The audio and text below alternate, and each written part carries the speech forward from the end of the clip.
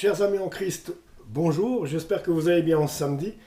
Donc aujourd'hui, j'ai beaucoup réfléchi à vous faire cette vidéo et finalement, je me suis décidé pour la faire, parce que je pense qu'il faut que je vous dise tout ce que je peux savoir, les moindres choses.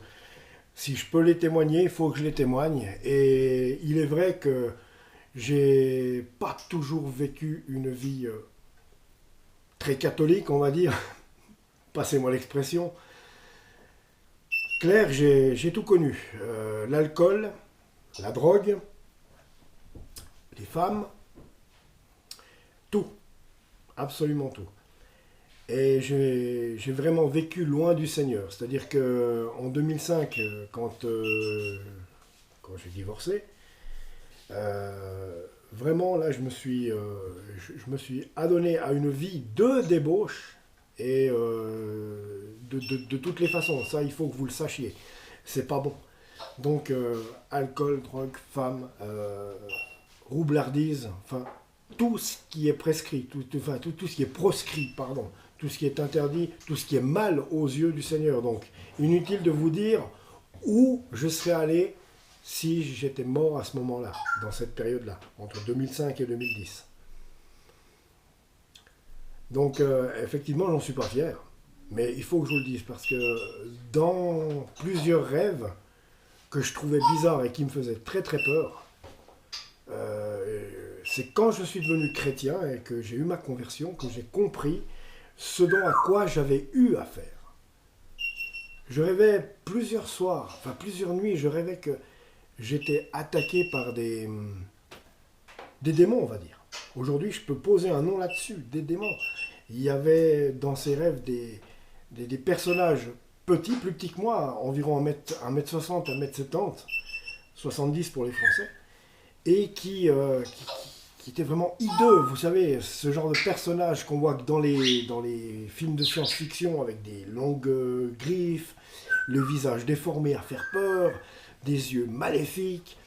Et plusieurs fois, ça m'est arrivé que ces démons m'attrapent par le bras et déchirent ma peau complètement avec leurs griffes. Et je ressentais, si vous voulez, je ressentais une douleur. Mais un petit peu, pas beaucoup. Je ressentais peut-être le 30% de ce que pourrait être la douleur à 100%, puisque j'étais vivant. Donc il est clair que ce n'était pas un rêve, mais que j'étais emmené en esprit en enfer.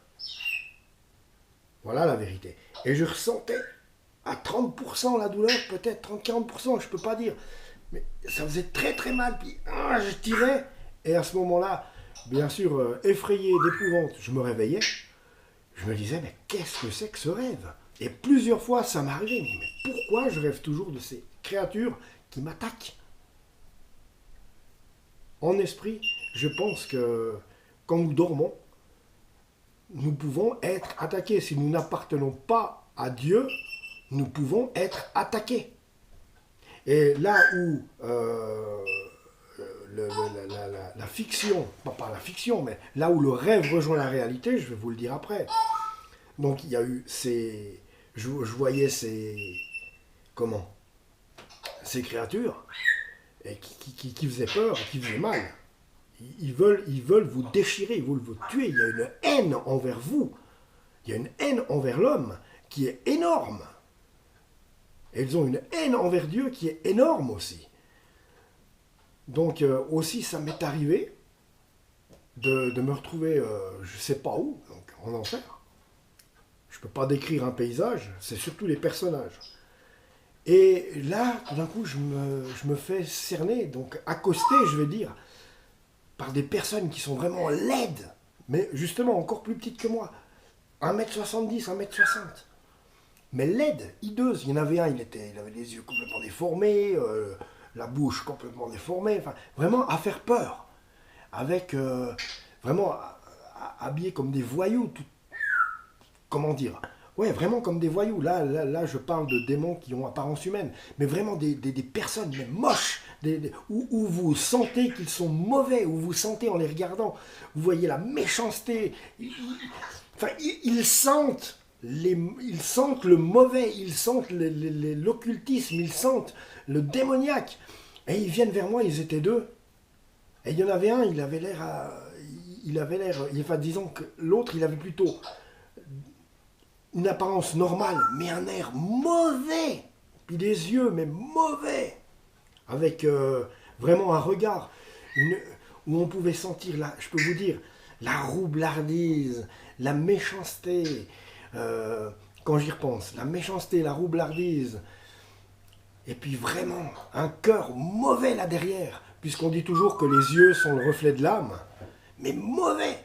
Et je me souviens avoir pensé, ok, ils sont deux, je peux pas me soustraire, je vais pas les attaquer parce que je sentais qu'ils pouvaient me faire plus de mal, parce que moi je me sentais pas avoir de la force, alors qu'ils avaient l'air vraiment, vous voyez ce que je veux dire, quoi.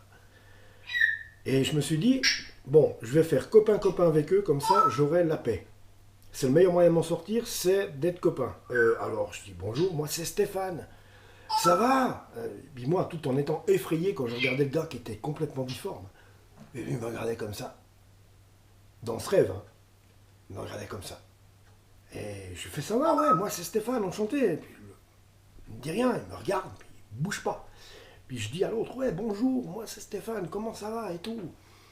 Toujours dans ce rêve. Et je sais plus, on a eu une discussion, mais je me rappelle plus. Le souvenir que j'en ai, c'est de m'être montré sympa avec eux, ils m'ont pas attaqué. Ils m'ont pas agressé à cause de ça. Je dis, bon, on est copains, hein, on est vraiment des amis, hein, ouais, bah, enchanté, ça me fait plaisir de vous rencontrer, tu parles. Et ça les a apaisés. Et je sais pas, après, j'ai revu plusieurs fois ces personnes dans mes rêves, ainsi que les démons qui tenaient à m'agripper, à m'arracher, qui me faisaient du mal, qui m'arrachaient la peau. Et ces deux personnes-là, enfin ces deux démons, j'ai envie de dire, je me suis montré sympa avec eux. Du coup, ils m'ont foutu la paix. J'étais copain, j'étais leur copain un peu. Donc j'ai senti ça. On n'a pas eu, je me souviens plus des discussions qu'on a eues. Mais enfin voilà. Et un jour, là où je disais où le rêve rejoint la réalité, c'est qu'on était à la place de la Riponne à Lausanne et il y avait une évangélisation. C'était au début de ma conversion. J'étais avec un chrétien qui est très aguerri. Lui aussi peut témoigner de cette histoire. Et on regardait justement l'évangélisation qui était proposée par un groupe de jeunes chrétiens. Et tout à coup, un gars d'1m70, 70. Et puis je me dis, mais je l'ai déjà vu quelque part, celui-là. Bon, moi je sais pas pourquoi, il me faisait hyper peur, j'ai perdu mes moyens. Il me regarde, il me dit, tu te souviens de moi ? Moi fébrile, même avec mes 20 cm de plus, je le regarde, je lui dis, bon, il s'agissait pas du gars qui était déformé, mais vous savez, le démon qui avait l'air mauvais. Et il avait l'air toujours autant mauvais, toujours autant vicieux, et là je l'avais en face de moi. Là je l'avais en face de moi. Pour de vrai, là, pas dans le rêve, mais en vrai. Et toujours avec son regard méchant, vicieux, roublard, est-ce qu'on veut. Tu te souviens de moi ? Ça me résonne encore dedans, comme il m'a posé cette question. Moi, je lui ai dit non, et je me sentais tellement faible, je ne sais pas ce qui se passait. Et mon ami qui était chrétien à côté de moi depuis de longues années, depuis sa naissance, il est chrétien. Moi, je n'ai pas compris tout de suite. Il le regarde, lui fait, il y a un problème. Et pourtant, c'est quelqu'un de doux. Il y a un problème. Le gars, il le regarde, il recule de 2 mètres, il dit non, non, non, non. Puis il se retourne pour partir. Moi, je me retourne comme ça vers mon ami qui était ici. Puis je lui dis, tu le connais ? Puis je me suis dit, je vais lui demander de où on est censé se connaître. Et au moment où je me retourne, alors qu'il était censé, au moment où je me retourne, il était censé avoir fait 2 mètres. Normalement, il aurait dû être à 2 mètres de moi, le dos tourné, puisqu'il était reparti. Il était simplement plus là. Et là, Federico m'a dit, c'était un démon. Alors bon, je fais confiance, bien sûr. Je peux faire que confiance à ce qu'il disait, parce qu'il est vraiment, c'est quelqu'un qui baigne dans le Seigneur Jésus. C'est vraiment quelqu'un qui a une foi accrue. Et Et ça m'est revenu aussi, bien sûr. Le rêve, la personne, et lui était là. Donc, c'est la raison pour laquelle je tiens à vous dire, il existe tout ce que l'on ne voit pas. C'est là que je m'adresse aussi aux gens qui ne croient pas en Dieu. Vous ne voyez pas plus loin que le bout de votre journée. Ah ouais, aujourd'hui on va faire ci, on va faire ça, on va vivre pour nous, on va aller ici, on va aller là. Si le Seigneur a décidé que vous n'irez nulle part, vous n'irez nulle part. Si le Seigneur a décidé que vous ne ferez rien, vous ne ferez rien. Et dans votre vie maintenant, je pense qu'il est temps, il est grand temps de vous retourner vers le Seigneur Jésus. Là, dans cette période de ma vie, de 2005 à 2010, qui a été une débauche totale, j'étais condamné. J'étais condamné. Je me rends compte aujourd'hui que si j'étais décédé dans ces moments-là, je serais certainement allé en enfer. Dieu merci non. Le Seigneur m'a choisi pour justement me toucher et pour que je le rejoigne, pour que je lui donne ma vie. Et aujourd'hui, c'est chose faite et je l'en remercie. Mon Dieu, si je l'en remercie, parce que j'allais droit dans le mur comme des millions de personnes vont dans le mur. C'est une grâce. Et est-ce que si j'ai quelque chose à dire aujourd'hui aux gens qui sont non chrétiens, c'est réfléchissez maintenant. N'allez pas chercher dans l'ésotérisme, n'allez pas chercher dans le Ouija, n'allez pas chercher dans la loi d'attraction, n'allez pas chercher dans le développement personnel, n'allez pas chercher dans le feng shui, n'allez pas chercher dans le yoga. Tout ça c'est démoniaque. Tout ça c'est démoniaque. J'en ai participé aussi à cela, mais tout ça c'est démoniaque. Demandez pardon au Seigneur Jésus d'avoir participé à cela. Demandez pardon surtout au Seigneur Jésus pour tous les péchés que vous avez commis dans votre vie, puisque je vous le rappelle, il a donné sa vie à la croix pour nous. Dieu s'est rabaissé à une condition d'homme, il a pris le corps d'un homme pour incarner Jésus, pour venir nous annoncer la bonne nouvelle qui est que Jésus s'est fait crucifier sur une croix pour que nous soyons sauvés, pour que notre âme ait la vie éternelle à celui qui croira. Celui qui ne croira pas ne sera pas sauvé. Mais il a fait ce sacrifice énorme, insondable, où on ne peut même pas y poser quelque chose, une explication. Il s'est laissé crucifier sur une croix pour mourir pour nous, à la place de nous. Il est mort pour nos péchés. Il n'y a qu'à juste accepter ce sacrifice. Accepter ce sacrifice de Jésus-Christ à la croix et croire en Jésus-Christ car il est vivant. Il est ressuscité 3 jours après. Donc je parle de ça, il n'y avait pas que la semaine passée. Vendredi saint, la crucifixion. Dimanche, la résurrection. Et il est vivant. Et il est vivant et il faut lui donner votre vie. Donnons-lui notre vie. Il faut lui donner votre vie. Demandez pardon pour tous les péchés que vous avez faits. Et commencez à essayer de vivre une vie de foi. Posez-vous des questions. Vous venez de Jésus-Christ, vous venez de Dieu. On vient de Dieu, on vient de Jésus-Christ. On n'a pas été créé par le Big Bang, machin, je sais pas quoi. Puis si Big Bang il y a eu pour créer la Terre, c'est Dieu qui a décidé de former la Terre avec un Big Bang. Et c'est pas clic-clac, Kodak comme ça en 2 secondes que c'est venu. Et les ovnis, tout ça, vous pouvez oublier. Tout ça n'existe pas. La seule vérité qui existe, c'est Jésus-Christ crucifié sur la croix qui a donné sa vie pour nous, pour sauver sa création, donc nous, les êtres humains. Et que celui qui acceptera ce sacrifice sera sauvé, aura la vie éternelle. Si vous ne voulez pas... Enfin, on est libre, hein, je ne vous fais pas de... Dieu l'a dit, on est libre. Jésus l'a dit, on est libre. On est libre de croire ou pas. On est libre. Personnellement, je lui ai donné ma vie, je lui donne ma vie et je le confesse devant vous. Je confesse de ma bouche, je donne ma vie à Jésus-Christ. Il est mon Seigneur et mon Sauveur. À moi, personnellement, comme à vous personnellement. Il suffit juste que vous l'acceptiez et que vous le confessiez avec le cœur, avec l'esprit, avec la bouche. On ne peut pas vivre autrement. Le reste, c'est du chiquet. Vous ne voyez pas la vie qu'on mène. Ça, rien ne vaut rien. Les plaisirs sont futiles. Quand on vit pour nous, pour une soirée, un gros dîner, je sais pas quoi, Tout est futile.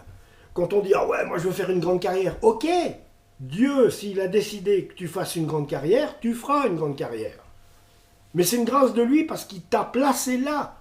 Mais vivre pour cette carrière en te gaussant, en disant, c'est moi, alors que toi, rien du tout.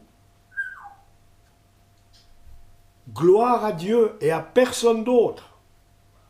Gloire à Dieu et à personne d'autre. Vous êtes libre. Mais mon travail à moi, ma mission à moi, aujourd'hui, elle est de vous transmettre. J'ai vu l'enfer, j'ai vu des démons dans mes rêves, parce que j'ai été emmené en esprit par justement l'ennemi, parce que je n'étais pas, à l'époque, je n'appartenais pas à Jésus-Christ. Aujourd'hui, j'appartiens à Jésus-Christ. Je suis à lui, mais je ne lui appartenais pas en 2005, puis même pas 2005, mais au moins depuis 1990, 1990, je ne lui appartenais pas. J'ai fait ma vingtaine, je l'ai dépensé comme une poignée de monnaie, comme disait Jodassin dans sa chanson. Mais j'avais tort. Et d'en vouloir trop, ça m'a conduit à ma perte. J'ai réussi à me faire détester, à détester les autres, à vivre avec la haine dans mon cœur, à être roublard, à être méchant, à penser qu'à moi et à pécher sans arrêt. Je vous le dis bien, j'ai 51 ans aujourd'hui. Si j'étais décédé il y a 10 ans en arrière, je serais en enfer aujourd'hui. Et aujourd'hui, non, je n'irai pas en enfer, car j'ai donné ma vie à Dieu. J'ai donné ma vie à Jésus-Christ. Il l'a dit. Je suis le chemin, la vérité et la vie. Nul ne vient au Père que par moi. Ça veut tout dire. Voilà, chers amis, je voulais juste vous témoigner de ce fait que, oui, également, oui, effectivement, j'ai vu les démons, j'ai vu l'enfer. Et je sais de quoi ça retourne. Et croyez-moi, j'ai vraiment pas envie d'y aller. J'ai eu de la chance qu'on me le montre, mais pas qu'on m'y expédie. Le Seigneur m'a tenu en vie, c'est là que je vois qu'il a voulu, qu'il tenait à moi et qu'il voulait me garder pour que je le serve sa cause. C'est que même dans les pires moments, j'ai fini sous, complètement stone, sorti de boîte, j'avais pas de véhicule, j'allais dans les autres villes. Un jour, j'étais complètement stone et